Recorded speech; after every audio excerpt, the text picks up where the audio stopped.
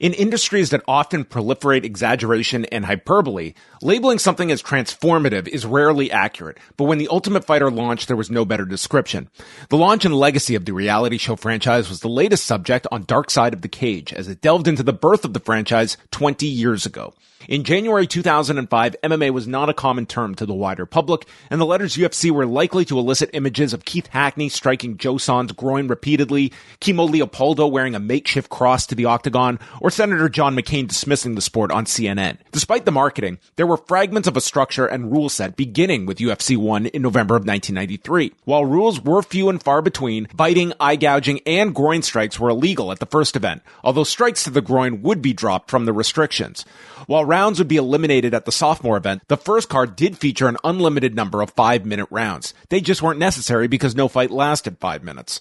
Over time, it became dubbed the Zuffa myth that the Fertitta ownership ran toward regulation while the SEC era ran away from it.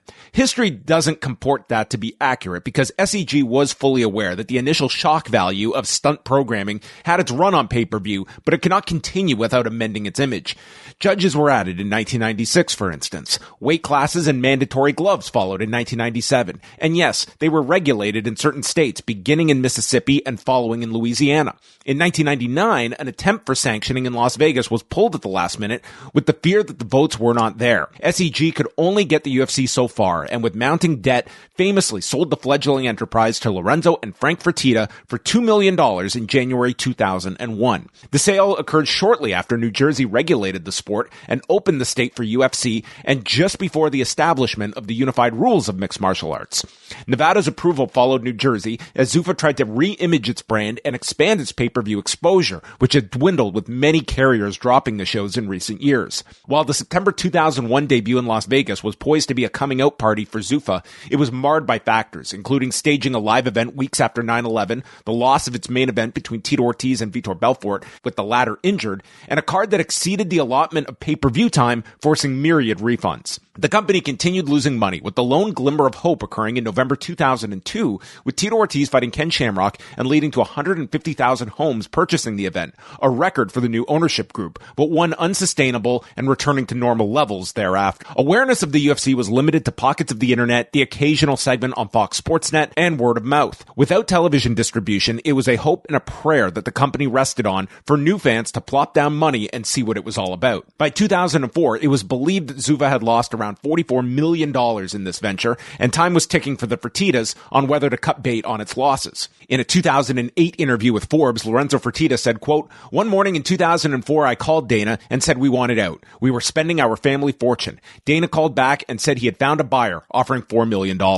Well, there was a Hail Mary, and it came with the notion of a reality television vehicle with the genre flooding cable and network schedules at that time. Dana White hated the idea as he came from a boxing pedigree and envisioned a program more akin to USA Network's Tuesday Night Fights, where the fights were the product and less so personalities cooped up inside of a house and recreating Animal House. No broadcasters were willing to take a chance on the tainted image that the UFC had acquired. When interviewed for the Vice series, Kevin Kay shared that Spike TV wasn't even sold after its initial meeting. Kay, who worked under Doug Herzog at the network in 2004, said the difference maker was UFC returning to the table with the offer of paying to produce the series. All Spike TV had to do was greenlight an hour in its schedule, and the deal was completed. The $10 million price tag was every bit the analogy of a gambler heavy in debt and putting all his chips onto the table. The flagship programming on Spike TV in this era was World Wrestling Entertainment, occupying its Monday slot from 9 to 11 Eastern, but also coming up on the end of its 5-year agreement. It has often been stated that Vince McMahon's blessing was required for The Ultimate Fighter to not only join Spike, but to air directly after Raw.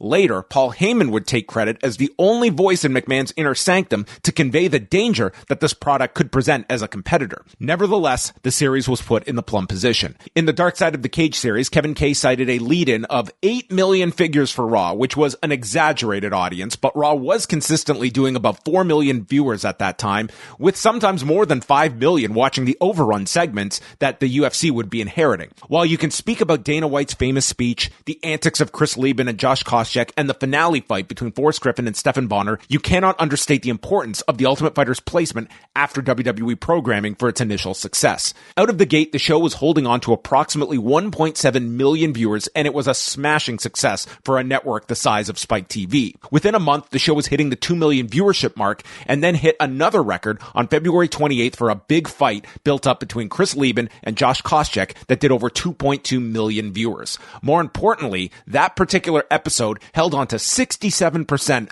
of the 18 to 34 audience watching Raw that same evening. On television, it was a hit, but the goal was to cultivate these new fans into paying consumers. The first sign of that transfer was demonstrated on February 5th, 2005, just 2 weeks after the launch of the series. At UFC 51, Tito Ortiz finally fought Vitor Belfort after years of waiting. The show drew a reported figure of 105,000 buys. Albeit small potatoes compared with later markers, it was a big success given UFC's mid to low five-figure levels at that time. All roads led to April, with back-to-back weekends that would definitively stamp the series' success. On April 9th, fans piled into the intimate Cox Pavilion in Las Vegas for the live finale, which featured the awarding of the light heavyweight and middleweight contracts and a main event between Ken Shamrock and Rich Franklin. The finale averaged 2.6 million viewers and was highlighted by the fight that is credited as the most important in UFC history between Forrest Griffin and Stephan Bonner. While it was an incredible fight and mythologized as the years went on, there was no way the series was being dropped after the tremendous success. Not to mention, WWE was leaving Spike by this point to return to the USA Network, and Spike was putting all of its resources behind this new franchise with the news of a second season coming later that year. The following weekend was even bigger, as the coaches from the season, light heavyweight champion Randy Couture and challenger Chuck Liddell, would fight at UFC 52 in a rematch from 2 years prior. Their first fight in June of 2003 did a reported figure of 49,000 buys and a gate of $645,000. With 13 weeks of exposure on Spike TV, those numbers skyrocketed to 280,000 buys and a gate of over $2.5 million, a new pay-per-view record in the Zuffa era. 1 year later, a third fight between them did 400,000 buys and a $3.4 million gate. The dam had burst, and Spike TV was the Trojan horse that placed UFC on cable television. After dipping its toe with a reality series, it dove headfirst with live fight night specials beginning that summer, a follow-up season in the fall, and essentially becoming the UFC network for the next 6 years before the franchise left for Fox. While The Ultimate Fighter has become a blip on the radar for even the diehard UFC consumer, it continues more than 20 years later. It has produced champions, Hall of Fame level fighters, big fights pitting coaches together, and an easy entry point for hesitant onlookers to see the sport on their terms. It has been debated whether WrestleMania 1's failure would have been the WWF's death knell, but there is nearly no debate that if The Ultimate Fighter floundered, it would have at least ended the Zuffa ownership and quite possibly the fate of the UFC.